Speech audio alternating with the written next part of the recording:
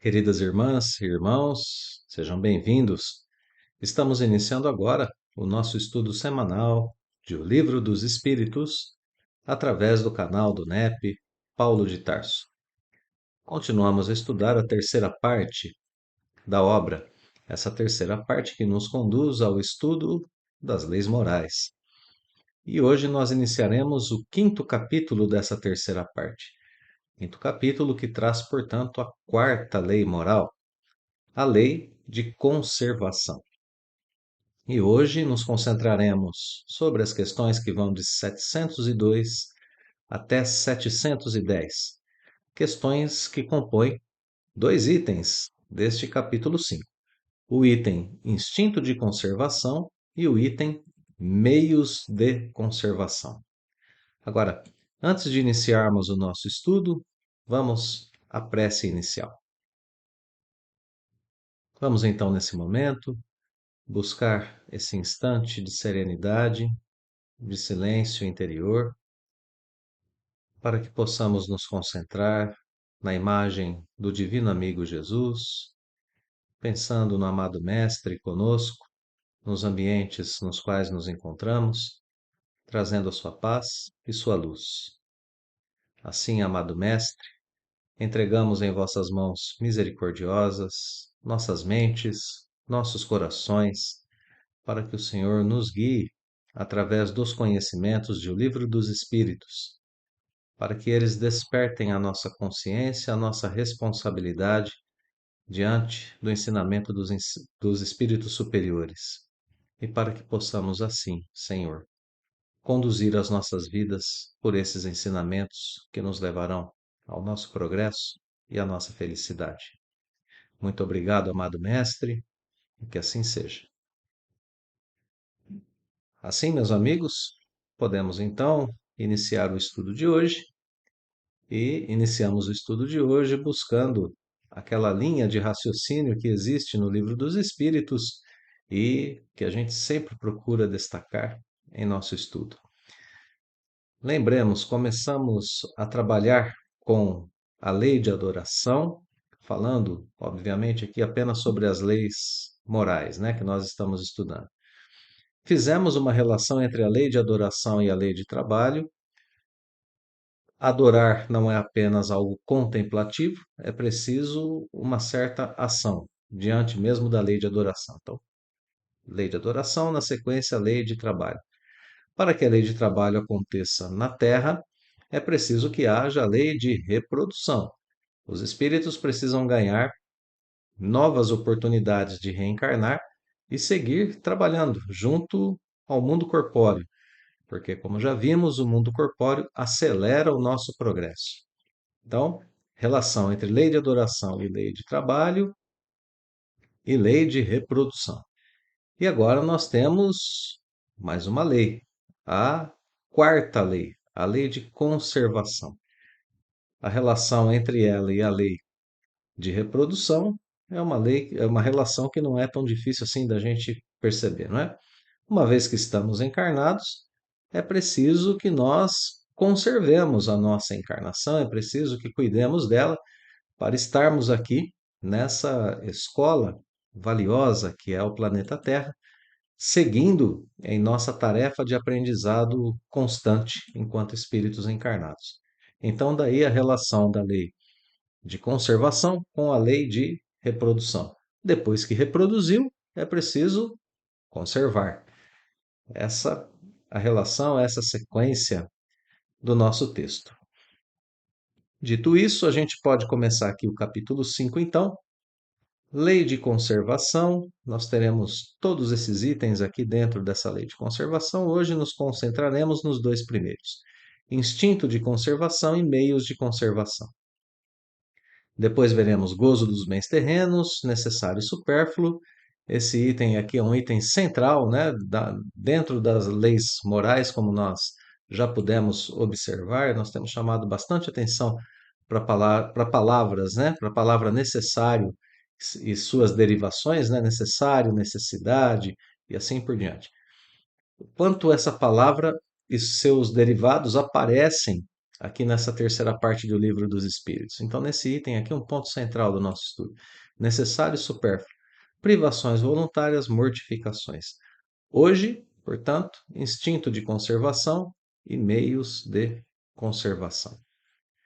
O item instinto de conservação traz apenas duas questões, as questões 702 e 703, e essas duas questões vão fazer uma rápida, mas importantíssima apresentação a respeito dessa lei de conservação, né? Apresentação rápida, mas profunda e fundamental para entendermos o que virá na sequência. Então, Kardec vai perguntar, em primeiro lugar, se o instinto de conservação é uma lei da natureza. Notemos, né, que ele fala em instinto de conservação e não faz aqui uma restrição ao ser humano. Ele fala do instinto geral de conservação e confronta com ele a lei natural. É da lei natural, da lei da natureza, o instinto de conservação?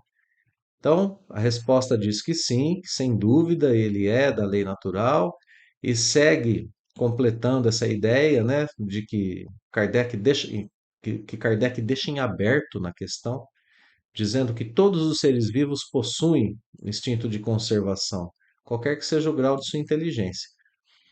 Para alguns é maquinal e para outros é raciocinado. E na questão 702, Kardec vai perguntar qual é o objetivo, a finalidade do instinto de conservação que está em todos os seres vivos. Em breves palavras, né, a resposta vem dizendo que é para cumprimento dos desígnios da providência. Olha que interessante isso, né? A gente vai abordar mais profundamente a questão daqui a pouco, mas por enquanto a gente está fazendo só esse olhar geral nas duas questões, né? Então, olha só, desígnios da providência, da vontade de Deus para com suas criaturas, para o cumprimento de sua lei, né? Foi por isso que Deus deu a necessidade de viver no plano corpóreo, né? Mais uma informação: a vida é necessária ao aperfeiçoamento dos seres. Eles têm um instinto de conservação instintivamente, sem disso se aperceber. Então, o instinto de conservação é algo comum a todos os seres, é algo que tem alguns níveis, né? Desde o nível maquinal até o raciocinado. Ele está aqui para o cumprimento dos desígnios da providência, esse é um objetivo geral, colocado para todos os seres vivos e inteligentes. E a explicação do porquê é assim, né? A necessidade de viver vem por causa do aperfeiçoamento de cada um dos seres que entra em contato com o plano material. E todos o têm de modo instintivo. Bom, apresentadas assim essas duas questões que dão esse olhar geral sobre o instinto de conservação, agora a gente pode começar a pensar no instinto de conservação de forma um pouco mais detalhada, né? Primeira informação: o instinto de conservação não é contrário à lei natural, ele é uma lei natural. Todos os seres vivos o possuem? Sim, mas há uma diferença dele entre o homem e os demais seres. Porque no homem ele é raciocinado. O homem tem o raciocínio ao seu favor. Então é importante que a gente tenha esse olhar geral, mas é importante que nós também nos concentremos naquilo que há de diferente entre o homem e outros seres. Um animal tem o seu instinto de conservação e é guiado pelo seu instinto de conservação, ele é dirigido pelo seu instinto de conservação. O homem não pode se dirigir apenas pelo seu instinto de conservação. Ele tem que ser dirigido também pelo seu raciocínio. Então, cada ser tem um instinto de conservação e trabalha com ele de acordo com o seu respectivo progresso espiritual. Isso é essencial para a gente entender logo no começo da nossa reflexão, porque o homem tem capacidades, faculdades que são faculdades acima dos demais seres, e ele precisa usá-las, né? Depois, lá na questão 730 do Livro dos Espíritos, a gente vai ver que haverá, na resposta a essa questão, um direcionamento do instinto de conservação para o homem, para o homem, porque aqui a gente tem esse olhar mais geral, né? É uma introdução, como eu disse, ao instinto de conservação. Então, esse olhar mais geral nos diz que a gente tem e que ele é da lei da natureza. Para o homem especificamente, lá na questão 730, a gente vai ver que o instinto de conservação ele está posto para nós para que a gente possa cumprir a nossa tarefa enquanto seres humanos, né? A resposta diz que o homem deve procurar prolongar a sua vida para cumprir sua tarefa. Esse instinto de conservação nos sustenta diante das provas da vida.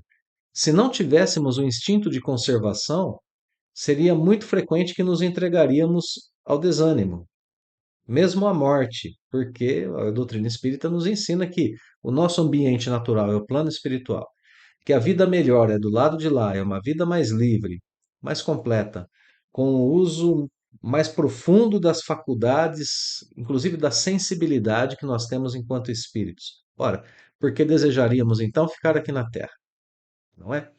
Então, o instinto de conservação é algo que está no íntimo do ser humano e que deve, sim, movê-lo a continuar a sua existência aqui na Terra. Tem uma passagem da vida de Chico Xavier, que é uma passagem muito conhecida, né? E que é bem engraçada, inclusive, mas que diz muito a respeito do instinto de conservação. Certa vez o Chico disse que ele gostava muito de viver e queria muito continuar vivo, continuar encarnado, continuar aqui na Terra. Ele sabia que um dia ia desencarnar, né? E ele disse em tom de brincadeira, mas contendo ali o fundo, né, do instinto de conservação que está em todos nós, que gostaria que a seguinte inscrição estivesse em sua lápide, né? Aqui jaz Chico Xavier, muito contrariado. É mais ou menos assim o que acontece conosco. Somos conscientes de que um dia a vida corpórea acaba, que um dia ela acabará, chegará ao seu termo, mas somos muito contrariados com a ideia, né? Temos o nosso instinto de conservação a fomentar a nossa existência na Terra, a sustentar a nossa vontade de estarmos aqui, sem contar outros atrativos da vida terrena, como as pessoas amadas, os entes queridos, os prazeres que a vida do corpo nos dá e que nós, sim, podemos aproveitar sem o excesso, sem o exagero, sem o vício, né? Mas tudo aquilo que a vida terrena oferece, enquanto essa beleza que é vivermos em um corpo físico, podendo seguir os nossos aprendizados, né? E tanto, bom, e assim, tamanha é a, a informação, né, sobre esse instinto de conservação e tamanha é a nossa responsabilidade diante dele, que a gente precisa realmente é, explorar essa questão do instinto de conservação. É necessário que exploremos, que entendamos muito bem o que está colocado para nós. Não somos puramente guiados por ele. Temos o raciocínio, temos a inteligência, temos o senso moral. E temos uma passagem de Jesus que está, inclusive, no Evangelho segundo o Espiritismo, e que Jesus orienta, né? Olha, quem quiser salvar a própria vida, perdê-la-á. Quem quiser conservar a própria vida, né? Pode perdê-la. Isso está no Evangelho segundo o Espiritismo, né? Aqui Jesus vem com uma frase que é uma frase de impacto profundo na nossa existência. E para a gente compreender a relação da fala de Jesus com o instinto de conservação de O Livro dos Espíritos, a gente precisa levar em consideração esses níveis da existência e essas faculdades que nós temos. Nós temos um nível biológico da existência, esse nível biológico instrumental, esse nível que nos dá relação com as coisas materiais, e temos o nível da existência que é o nível espiritual, o nível transcendente, esse nível que ultrapassa as coisas da matéria. Então, relacionando, né, Jesus com o livro dos Espíritos. É claro que cuidar da saúde, preservar o corpo, é um dever para todos nós. O corpo é um instrumento sagrado através do qual o espírito promove o seu progresso. Sem o corpo físico, sem a sua saúde, o trabalho de progresso torna-se impossível na matéria, né? Então veja só, Jesus não está aqui revogando essa lei natural de conservação para com o corpo. Ele está fazendo uma outra coisa. Ele está combatendo em nós o egoísmo e o apego material, entre outras coisas, né?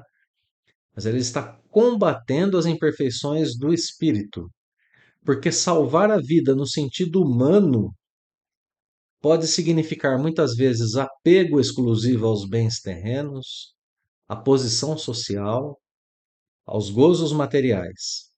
Pode significar viver apenas para o eu pessoal. Pode significar o esquecimento que o sentido exclusivo da existência humana é a preparação para a imortalidade espiritual. Então eu quero viver na Terra apenas para viver, apenas para continuar desfrutando. O que certamente não era o caso de Chico Xavier. Chico, por isso, dizem, né, biógrafos do Chico, pessoas que conviveram com ele, inclusive, que ele confessava ali aos mais próximos que a providência divina havia dado a ele uma moratória na Terra, que ele já deveria ter desencarnado a certa altura da sua vida, mas que por proveito a ele mesmo, na sua obra belíssima de assistência, de caridade, ele continuaria mais um pouco. Proveito para si mesmo e proveito para os outros, né, que eram agraciados pelo trabalho incansável do Chico Xavier, né? Então, olha só, depende muito do objetivo, depende das aspirações, dos desejos, depende da fundamentação da vida da pessoa, né? Então, num primeiro momento, salvar a vida no sentido humano não pode significar salvar a vida por causa dos apegos, da posição social, dos gozos materiais, né? Dos prazeres materiais. Se salvar a vida no sentido humano tiver o objetivo mais nobre, como tinha o Chico, aí a gente pode considerar assim. Mas Jesus coloca de uma outra forma, né? Ele diz assim, ó, quem quiser salvar a própria vida para se dedicar, né? Podemos completar a frase de Jesus, aos bens terrenos, à posição social, aos prazeres, esse vai perdê-la. Por quê? Porque quando essa pessoa foca na preservação do corpo para prazeres efêmeros, essa pessoa negligencia aquilo que ela precisa fazer de real, o seu progresso espiritual. Então viveu, mas perdeu a oportunidade. É isso que Jesus diz. Viveu na carne, mas perdeu a oportunidade. Quis preservar a vida na carne apenas para objetivos materiais. Perdeu a oportunidade. Quem quiser preservar a própria vida, perdê-la-á. Mas aquele que perdê-la em meu nome, não é? A terá. Já deu para a gente entender, né, a relação que Jesus faz. Aquele que perder as oportunidades dos prazeres, do gozo social, dos bens terrenos, em nome do Evangelho de Jesus, em nome do progresso espiritual que o Cristo ensinou, este não passará pelo constrangimento, né, de descobrir diante a morte do corpo físico que acumulou apenas coisas perecíveis durante a sua existência. Não passará pelo constrangimento de saber que perdeu tempo precioso no seu progresso espiritual. Este terá vida no sentido espiritual, a vida real, e já começou a vivê-la enquanto encarnado. Então aqui a gente tem um equilíbrio entre duas coisas que têm que estar sendo avaliadas o tempo todo. Não pelo instinto de conservação, mas pelo raciocínio que é próprio ao homem, pela sua conduta moral, né? Que é o equilíbrio entre preservar o corpo e renunciar às futilidades materiais. Preservo o meu corpo, mas renuncio a tudo aquilo que é inútil na matéria, a tudo aquilo que me faz perder tempo, a tudo aquilo que me leva por caminhos que não devem ser trilhados.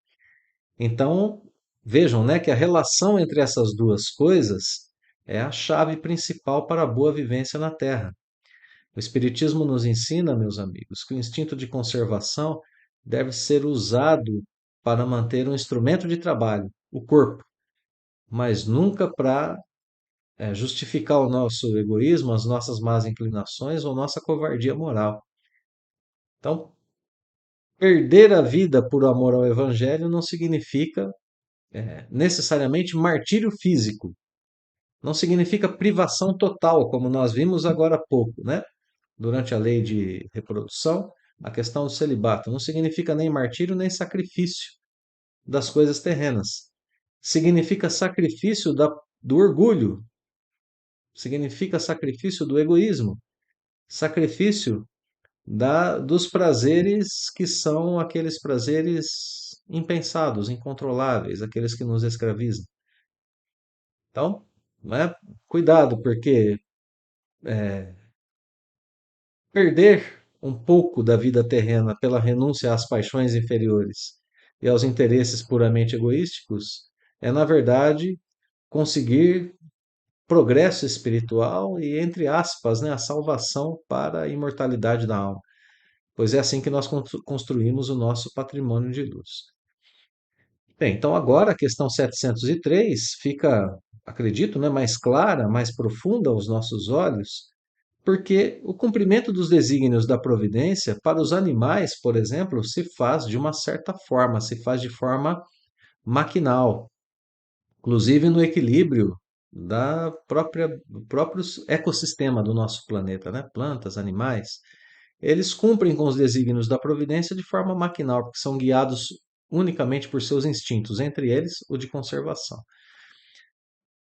Por isso a necessidade de viver, elaboração do princípio inteligente nas diversas fases da existência terrena, da existência material, melhor dizendo. Então, assim eles se aperfeiçoam. Todos temos instintivamente esse, esse sentimento, né? Sentimos a conservação instintivamente, perdão, sem percebermos que a sentimos. Muito bem, agora podemos passar para o item seguinte, meios de conservação, porque agora a gente vai poder esmiuçar algumas dessas ideias que colocamos aqui, apenas em princípios gerais, né? Na questão 704, Kardec já começa a aprofundar a ideia de meios de conservação, perguntando se Deus, tendo dado ao homem a necessidade de viver, deu ao homem em todos os tempos os meios de o conseguir. Já que se falou aqui, né, em providência divina, é legítimo perguntar se a respeito aqui, na verdade, sobre o equilíbrio da lei natural. Porque Deus deu ao homem uma necessidade, a de viver na matéria. E do outro lado, Deus sempre deu a lei natural, né, a vontade de Deus, a providência divina, sempre deu ao homem os meios de conseguir se manter vivo. É uma questão de equilíbrio da lei natural até, né, se a gente quiser pensar assim. E a resposta diz que sim. E se o homem não encontra esses meios, é porque nem sempre os compreende. Olha só. Então tem uma limitação aqui da compreensão humana para com seus meios de conservação. Seria impossível o contrário, sendo que Deus é perfeito, todo bondade, todo justiça, como a gente já estudou lá nos seus atributos, né? Vejamos que a questão segue, a resposta, né? Segue dizendo que a terra sempre produz o necessário para aqueles que aqui habitam. E aqui uma coisa que vai apertar muito, né? A nossa, apertar não, perdão, aprofundar muito o nosso entendimento sobre essa questão, né? Só o necessário é útil. O supérfluo nunca é. O supérfluo nunca é útil, apenas o necessário é útil. Informações que mexem muito, né, com a nossa vida terrena, com a nossa condição terrena, dos dias atuais. Essa nossa relação com as coisas necessárias e com as coisas supérfluas. É algo que precisa ser pensado rapidamente pelo ser humano. Quando Kardec pergunta que se Deus sempre proveu, ele recebe uma resposta certeira. A terra sempre produziu o necessário para o homem. Essa resposta é um alerta para a nossa civilização, que é uma civilização muito concentrada nos excessos e nas coisas supérfluas.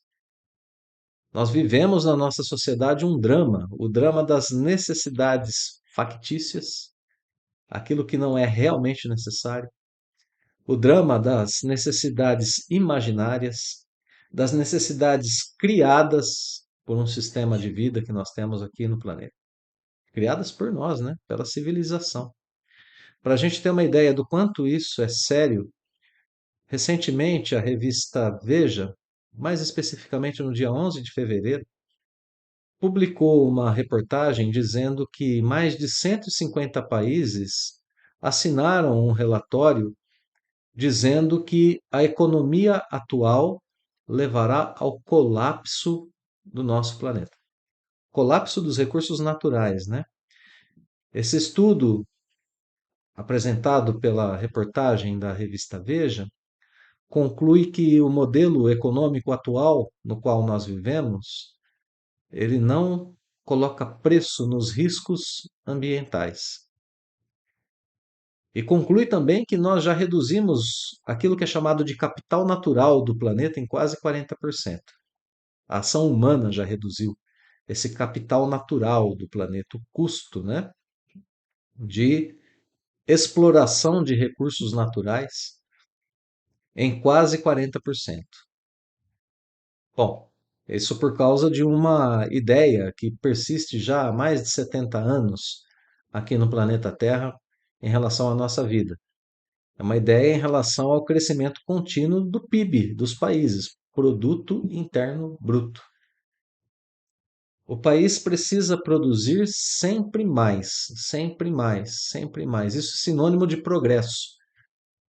Quanto mais cresce o produto interno bruto de um país, mais é considerado que ele progrediu. Agora, mais de 150 países assinam, endossam oficialmente um diagnóstico, né, que confronta essa ideia, essa ideologia, confronta esse paradigma, essa obsessão por um crescimento econômico sem fim. E esse crescimento econômico que é fundamentado no consumismo. Nós precisamos ter, como já tratamos aqui outras vezes, nunca é demais, né, a gente lembrar, a ter a roupa da moda, a ter o celular mais novo, o carro do ano, a comprarmos cada vez mais, a consumirmos irrefreadamente. Então, notemos, né, que setores do nosso planeta, como agricultura, setor farmacêutico, setor de energia, de mineração, só existem e se sustentam porque o ecossistema os alimenta, porque os ecossistemas funcionam, porque os recursos naturais ainda estão à disposição. Então, né, a perda da biodiversidade, a perda da condição climática, a perda de certas condições do planeta Terra levará à escassez desses recursos. E aí, como é que ficará a vida do ser humano na Terra, né? Vale lembrar, para conservarmos a nós mesmos, é preciso conservar o planeta. O ser humano, nesse momento, é levado a uma reflexão nunca antes feita, né? Ou feita anteriormente, mas sem a devida atenção, sem a devida profundidade. Nós estamos inclusos em um planeta que precisa, para se conservar, de todos os seres vivos que o habitam. Senão, a previdência e a providência divina não têm ação dentro de um ecossistema. O ser humano faz parte de um ecossistema. Ele não é o único, né? Não é o único ser vivo. Então, aqui, hoje, nós temos aprendido com o planeta que não basta conservarmos a nós, seres humanos. em nossos prazeres, em nosso egoísmo. Não, é preciso olhar para o todo e olhar urgentemente e aprender o mais depressa possível que só o necessário é útil. O supérfluo nunca é útil, porque o supérfluo nos leva por caminhos equivocados.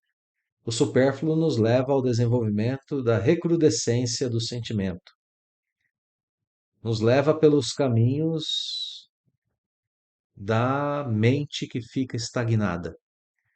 Então, viver com o necessário, e é urgente que identifiquemos o necessário em nossa vida, viver com o necessário é útil, é processo de aprendizado, né?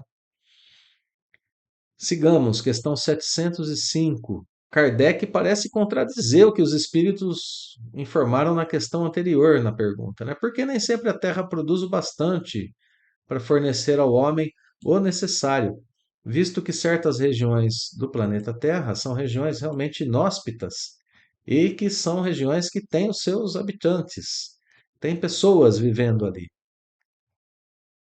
Porque a terra nem sempre produz o bastante, é porque o homem ingrato a despreza. É o que a gente está fazendo exatamente nesse momento, né? Com o nosso planeta, temos por ele ingratidão e desprezo. E podemos colocar aqui dentro da conta do desprezo, né, a ignorância. Não conhecemos bem o planeta no qual vivemos, achamos que os recursos aqui são infinitos e que podemos usá-los de modo a desperdiçá-los o quanto quisermos. E não é assim que as coisas acontecem, né? A Terra é uma excelente mãe, dizem os espíritos superiores. Excelente mãe. Muitas vezes o homem acusa a natureza do que só é resultado da sua imperícia ou da sua imprevidência. Olha aqui, né? Tudo aquilo que a gente precisa pensar: ingratidão, desprezo, imprevidência. A terra produziria sempre o necessário se com o necessário soubesse o homem contentar-se. Que maravilha de frase, né? É a ação humana que está equivocada e não a divina. É a ação humana que explora mais do que deveria. Deus deu ao homem o necessário. Por que que Deus não deu ao homem um pouco do supérfluo, né? Porque o supérfluo nunca é útil. Deus dá ao homem aquilo que é útil e necessário. Então, dentro do ecossistema que nós vivemos, nós temos o útil e o necessário. Se nós não formos ingratos e não desprezarmos essa realidade, não formos imprevidentes, a gente vai entender que a Terra sempre deu ao homem o necessário. Se a gente se contentasse com isso, todos viveríamos uma vida muito melhor, né? Se a gente não produz o que basta para todos, é porque nós empregamos ao supérfluo o que poderia ser empregado, aplicado ao necessário. Então, regiões que produzem muito podem sustentar as que nada produzem, no primeiro momento. Mas tem um exemplo aqui que é um exemplo espetacular. Nos pede, nos pedem, né, os espíritos superiores. Olha o árabe no deserto. Acha sempre de que viver, porque não cria para si necessidades factícias. Então a gente pode parar por aqui, né? A gente nem precisa ler o restante da, da resposta com relação a esse exemplo. Só o finalzinho que eu acho que é muito importante. Em verdade vos digo, imprevidente não é a natureza, é o homem que não sabe regrar o seu viver. Então, aqui agora, uma, um deslocamento, né? Da vontade humana, da conduta humana em relação àquilo que Deus lhe deu para o seu progresso, aquilo que Deus lhe deu para o seu sustento, aquilo que Deus lhe deu para a sua educação material e espiritual. A reforma aqui, reforma não, a resposta, perdão, a resposta confirma a resposta da questão anterior, contradizendo a afirmação da pergunta de Kardec, né? Que a Terra nem sempre produz. Não, a Terra sempre produz. A terra sempre produz, mesmo nos ambientes mais hostis. O árabe no deserto, o esquimó vivendo em ambientes muito difíceis, mas a terra lhe dá aquilo que é necessário para ela viver. Para ele viver, para o homem viver, para a humanidade viver, né? Em sua obra O Consolador, Na questão de número 68, que é dirigida ao espírito Emmanuel, nós vemos a seguinte interrogação: como conceituar o estado de espírito do homem moderno que tanto se preocupa com o estar bem na vida, com o ganhar bem e com o trabalhar para enriquecer? Isso é uma pergunta que está na obra O Consolador, e que cabe assim perfeitamente, né, dentro do nosso contexto. A resposta de Emmanuel vem no seguinte sentido: propósito do homem viciado. Esse é o propósito do homem viciado. O homem viciado dos tempos. Mas viciado em quê, né? Que sentido é esse vício? Viciado nos prazeres, nas sensações apenas do corpo físico e deslocado de sua realidade espiritual. Emmanuel escreve que isso constitui uma forte expressão da ignorância dos valores espirituais na Terra. Estamos deslocados da vida espiritual, não é? E com isso nós vemos aí essa inversão de valores nas conquistas materiais, inversão de valores em relação às conquistas morais, inversão de valores. Desprezamos o que é humano e nos concentramos sobre aquilo que é material. O humano é o sentimento, é a fraternidade, é o amor, é o acolhimento, é a boa convivência, é o respeito, é o compartilhar da situação na Terra. O material é aquilo que serve a poucos. A concentração na vida material nos leva mesmo a querer estar bem na vida, a desfrutar de todos os prazeres, a ganhar cada vez mais dinheiro, trabalhar muito para enriquecer e depois fazer o que com essa riqueza mesmo? Deixá-la aqui na Terra, porque a gente vai desencarnar, não é? A gente vai levar conosco o desenvolvimento espiritual. O desenvolvimento, o progresso material fica aqui na Terra. Emmanuel nos alerta dizendo que foi esse excesso de inquietação no mais desenfreado egoísmo que provocou a crise moral do mundo. E termina dizendo que nós necessitamos, o homem, né, a raça humana, necessita mais de verdade que de dinheiro, mais de luz que de pão. E reflitamos um pouco com a gente mesmo, né, no silêncio de nossos pensamentos, sobre essa última frase de Emmanuel, em resposta à questão 68, para averiguar se não é verdade, se não somos necessitados mais de verdade do que de dinheiro, mais de luz do que de pão. É o alimento do espírito, né? Mais verdade e mais luz, mais discernimento, mais raciocínio, mais inteligência, mais moralidade, mais sentimento, mais amor do que pão, do que dinheiro. Se o homem tivesse mais dessa riqueza espiritual, tanto menos seria necessário explorar a riqueza material que Deus nos deu na Terra em abundância. A Terra é um planeta riquíssimo em recursos naturais. Seguindo aqui com Kardec, a questão 706 vai permitir para a gente uma abertura do nosso olhar sobre a questão dos bens materiais, né? O que são bens da terra, o que são bens materiais? São apenas produtos do solo? Olha, o solo é uma das fontes primordiais, né? De onde emanam esses recursos. No entanto, por bens da terra se deve entender tudo o que o homem pode gozar nesse mundo. Tudo. De que o homem pode gozar nesse mundo. Esses são os bens da terra.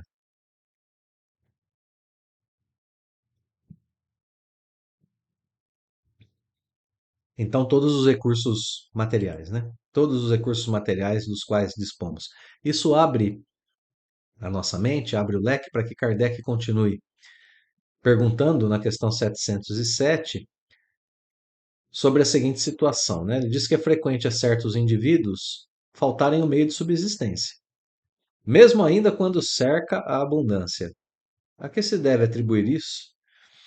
Então agora Kardec muda um pouco a situação e transforma a, ele muda, melhor dizendo, a análise, né? Ele muda essa análise e passa a procurar desvendar por que pessoas vivem ainda a falta de recursos para a sua subsistência, mesmo estando cercadas pela abundância, que é o que acontece no nosso planeta Terra, né? A resposta diz que é egoísmo. Egoísmo dos homens. Nós devemos-nos a nós mesmos. Ou seja, né? Os recursos estão aqui à nossa disposição e nós temos vivido a vida da seguinte forma: quanto mais recursos eu puder amealhar, conseguir, juntar para mim mesmo, melhor. E nós esquecemos que nós devemos-nos a nós mesmos. O ensinamento de Jesus é amar o próximo como a si mesmo. Então, os recursos materiais existem não para que um único homem ou poucos homens se apossem deles, mas para que sejam compartilhados. Segue o texto dizendo: buscai e achareis. Essas palavras não querem dizer que para achar o que deseje, basta que o homem olhe para a terra, mas que lhe é preciso procurá-lo não com indolência, e sim com ardor e perseverança, sem desanimar ante os obstáculos, que muito a miúde são simples meios de que se utiliza a providência para lhe experimentar a constância, a paciência e a firmeza. Pede para a gente ver a questão 534, né? Então, olha só, por um lado tem aqueles que são egoístas, por outro lado tem aqueles que não são perseverantes. Aqui as duas causas na questão, né? Kardec vai complementar essa resposta dizendo que se é certo que a civilização multiplica as nossas necessidades, também o é que multiplica as fontes de trabalho e os meios de viver. Então, Kardec que fala sobre o progresso, né, da sociedade, falando sobre essa relação de necessidade com os recursos, com os meios de vida. A própria civilização vai oferecendo oportunidades, né? Forçoso, porém, é convir que, a tal respeito, muito ainda lhe resta por fazer. E olha como Kardec vai falar sobre a vida em civilização na Terra, né? Ele vai dizer que quando ela, a civilização, houver concluído a sua obra, quando a civilização houver concluído a sua obra, né? E a gente vai ter aqui um comentário de Leon Denis logo na sequência, vamos guardar isso aqui na nossa mente. Quando ela houver concluído a sua obra, ninguém poderá se queixar de falta daquilo que é necessário, a não ser por sua própria culpa, né? A desgraça para muitos provém de se enveredarem por uma senda diversa da que a natureza lhes traçou. É então que lhes falece a inteligência para o bom êxito. Então veja que essa integração do homem com as suas necessidades, com os recursos que o planeta lhe dá, com a natureza em geral, com a sua própria natureza, né, para usar mais do necessário e cair menos no supérfluo, tudo isso precisa ser analisado com muita frequência.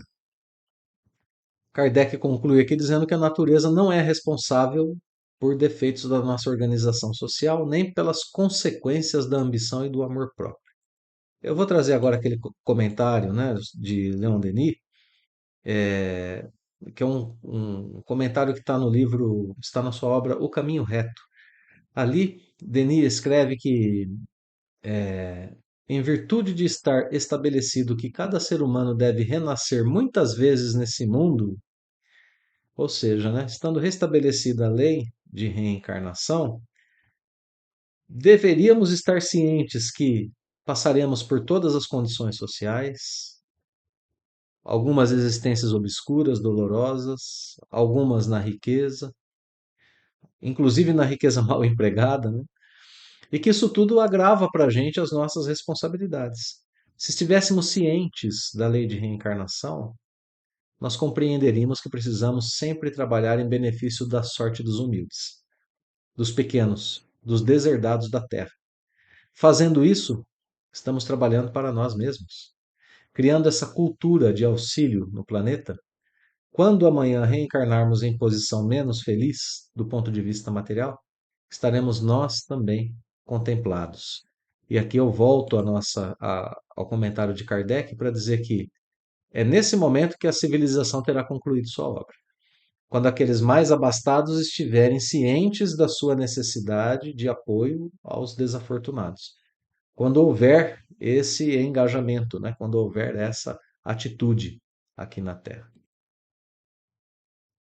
Muito bem, segue o texto de Kardec dizendo que o progresso tem feito povos mais adiantados e, graças aos esforços louváveis da filantropia e da ciência, não cessam de melhorar, né? A condição material dos homens, isso de forma independente do crescimento incessante das populações. A insuficiência da população se acha atenuada, pelo menos em grande parte, e os anos mais calamitosos do presente não se podem de modo algum comparar aos de outrora. E aí ele vai citar casos aqui, como por exemplo da higiene pública, né? Então, Kardec mostrando para a gente aqui que há progresso sendo realizado o tempo todo e que a civilização tem essa função de trazer esse progresso, né? Vamos terminar aqui o comentário de Kardec com essa passagem final. Poder-se-á dizer que já se acha chegado à perfeição? Oh, não, claro que não. Mas o que já se fez deixa prever o que com perseverança se logrará conseguir, se o homem se mostrar bastante avisado para procurar sua felicidade nas coisas positivas e sérias, e não em utopias que o levam a recuar em vez de fazê-lo avançar. Então vejamos, né? Só para a gente concluir, aqui o papel humano diante da lei natural. É por isso que a gente estuda a lei natural, né? A lei natural dá ao homem aquilo que é necessário. Aquilo que é necessário. E aí, é, a gente precisa fazer essa análise profunda sobre a natureza das convenções humanas, as nossas atitudes, os nossos desejos. Tudo isso que nós estamos vendo aqui em O Livro dos Espíritos certamente recai com muito poder sobre os dias de hoje, sobre a nossa situação enquanto humanidade aqui na Terra, né? Muito bem, seguindo o texto, questão 708, Kardec pergunta se não haverá situações nas quais os meios de subsistência de maneira alguma dependem da vontade do homem, sendo-lhe a privação do que mais imperiosamente necessita uma consequência da força mesma das coisas. Olha a pergunta que Kardec faz, né? Ele está falando sobre força mesma das coisas. Ele não está mais abordando a questão da nossa necessidade diante da lei natural. Essa questão está resolvida aqui no Livro dos Espíritos. Não é mais legítimo perguntar se o homem sofre necessidades e se essas necessidades são impostas pela lei natural, pela providência divina. Não, de modo algum. As necessidades para a subsistência humana não são de modo algum deixadas para trás pela providência divina. Tem uma passagem muito famosa de Jesus, né, que diz: Olha, olhai os lírios do campo. Eles vestem a roupa mais bela, aos pássaros não falta o que comer. Jesus mostra nessa sua passagem, relacionando aqui com a lei de conservação, que a lei natural é perfeita naquilo que os seres vivos precisam para a sua subsistência, inclusive o homem. Inclusive o homem, se ele for previdente, se ele for sábio, se ele for espiritualizado, é isso que essa passagem de Jesus traz. Se ele for espiritualizado, ele não abre os seus olhos ao supérfluo. E então sobram recursos naturais para todos. Então, essa questão está resolvida no Livro dos Espíritos. A questão lei natural, necessidade, conservação. A relação entre essas três coisas está completamente resolvida. Agora, Kardec se concentra em perguntar se a força mesma das coisas não leva o homem, de modo independente da sua vontade, à privação. Então, tem certas outras forças que levam o homem a a viver situações de miséria, né? E não poder se conservar. Isso existe? Casos real de privação involuntária, isso existe? Sim, existe. Isso é uma prova, muitas vezes cruel, que lhe compete sofrer e a qual sabia ele de antemão que viria a estar exposto. Antes de reencarnar, né? Sabia que passaria por isso. Seu mérito, então, consiste em submeter-se à vontade de Deus, desde que a sua inteligência nenhum meio lhe faculta para sair da dificuldade. Então veja só, essa situação existe, mas não é totalmente involuntária, já que reencarnou sabendo, reencarnou para viver isso como uma prova, né? Então, é, o mérito está em submeter-se à vontade de Deus, se não tiver meios de sair disso, né? Olha como segue o texto, meus amigos. Se a morte vier colhê-lo, cumpre-lhe recebê-la sem murmurar, ponderando que a hora da verdadeira libertação soou e que o desespero no derradeiro momento pode ocasionar-lhe a perda do fruto de toda a sua resignação. Então, o significado real nesses casos de aprendizado é o significado de obediência à vontade de Deus, de resignação e de vivência daquela prova como algo que realmente precisava ser vivido, né? Então, existem esses casos? Sim, existem. Existem. E aqui está retratado o contexto no qual eles existem.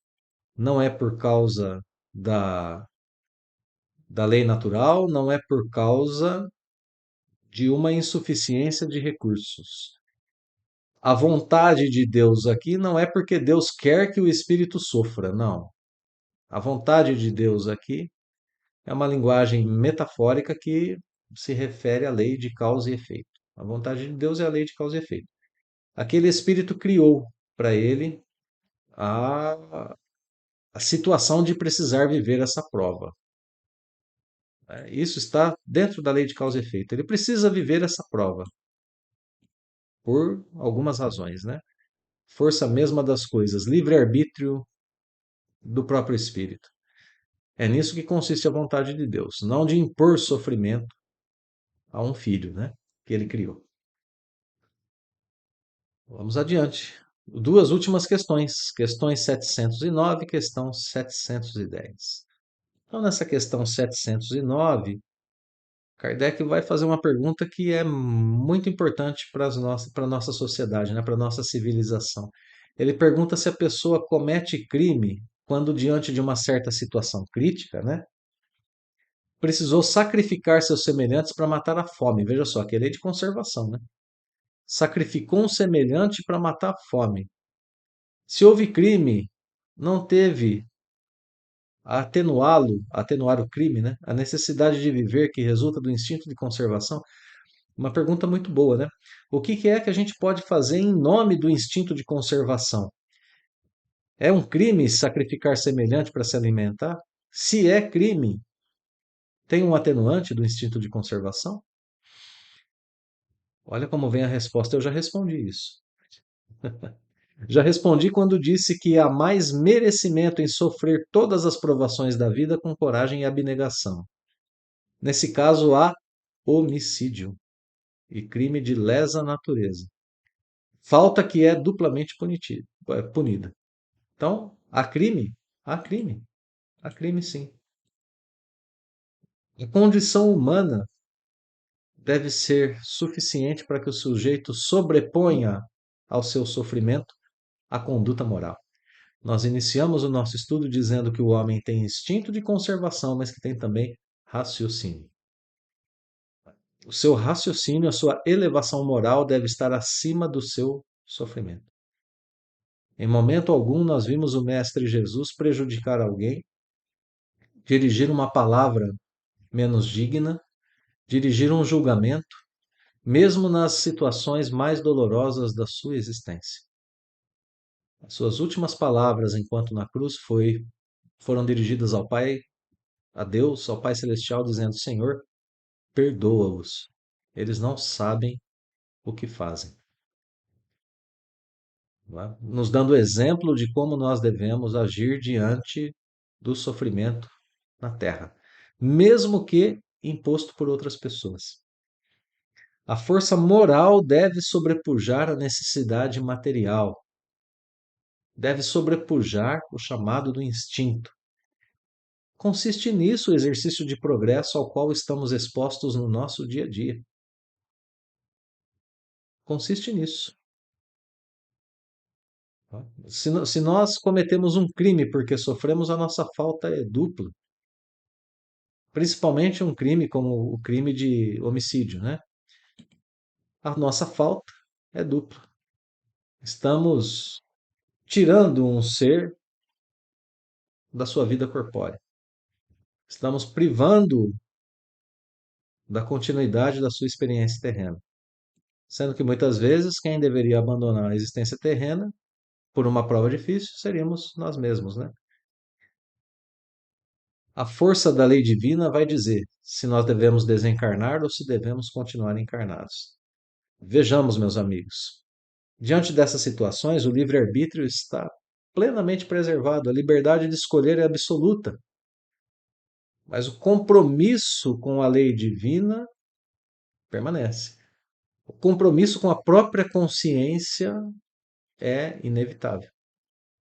Então, o sacrifício de si mesmo, muitas vezes no benefício do próximo, aí sim é o que é o auge da caridade e da coragem moral. É isso que transforma a dor em instrumento de ascensão. É isso que a gente precisa pensar diante dessas situações. O que que eu vou fazer em relação à minha própria conservação? Eu preciso sacrificar um semelhante para matar minha fome? Não vou fazer isso. Não vou fazer isso. Vou esperar o coração caridoso que me alcance se eu não tiver meios através da minha inteligência, né? Se eu não tiver meios através de minhas próprias faculdades para sair dessa dificuldade, para sair dessa situação difícil, para sair dessa prova. Se minha inteligência não alcançar os meios, eu não vou sair deles através, eu não vou sair dessas dificuldades através do crime. Através do crime, que é um crime contra a natureza corpórea e ao mesmo tempo um crime moral, um crime contra a lei divina. Última pergunta. Nos mundos de mais apurada organização, os seres vivos ainda precisam se alimentar? Sim, eles precisam se alimentar, mas de modo diferente, né? Seus alimentos estão em relação com sua natureza. Quanto mais etérea a natureza do espírito, menos grosseiro menos grosseira é sua alimentação. Os alimentos deles não seriam bastante substanciosos para nós aqui na Terra, nossos estômagos grosseiros. Assim como o deles não poderia digerir, perdão, os nossos alimentos, né? Os estômagos deles não iriam digerir os nossos alimentos. Então, há uma necessidade ainda, né, em mundos mais adiantados, dessa lei de conservação para com os corpos. Sim, existe. A lei de conservação não é apenas do planeta Terra, mas também para mundos mais adiantados. No entanto, ela atende a outros tipos de necessidades em mundos mais adiantados. Então, meus amigos, concluímos o nosso estudo de hoje dizendo que a lei de conservação não existe apenas para manter o corpo, para manter o aspecto material da nossa existência. Ela existe para preservar, sim, esse instrumento de trabalho do espírito, mas ela existe para nós principalmente como instrumento de educação espiritual para a vida imortal. Então, sim, saibamos honrar o dom da vida utilizando os bens da terra. No entanto, jamais nos escravizemos a esses bens. Lembremos sempre que a verdadeira conservação é aquela que prepara a alma para a glória da imortalidade. Estejamos preparados aqui na terra para fazermos boas escolhas, para que possamos nos dedicar cada vez mais a identificar aquilo que é necessário para a nossa existência e aquilo que é supérfluo, que nos concentremos no necessário. A educação da humanidade passa pela educação de cada indivíduo que aqui habita hoje. Se nós pudermos aos poucos ir mudando o nosso próprio paradigma de vida individual, nós, em breve tempo, estaremos influenciando outras pessoas a seguirem o mesmo caminho. Nos atentemos, já existem pessoas que seguem uma vida muito mais centrada naquilo que é necessário do que naquilo que é supérfluo. E isso certamente as faz pessoas mais felizes e mais saudáveis, tanto do ponto de vista corpóreo quanto do ponto de vista espiritual. Esse é o objetivo de todos nós, não é? Que saibamos então ter em nossas mentes vivos os conceitos de O Livro dos Espíritos que são muito atuais e que servem à conduta da humanidade, tanto individual quanto coletivamente. Muito bem, meus irmãos. Muito obrigado pela companhia em mais um estudo aqui através do canal do NEP. Eu fico muito feliz com a presença de todos, mostra que o nosso estudo está sendo útil, que ele está sendo proveitoso. E eu deixo assim, então, o meu fraterno abraço e o convite para nos vermos na próxima semana com a sequência do estudo de O Livro dos Espíritos. Um abraço fraterno mais uma vez, amigos. Muita paz a todos.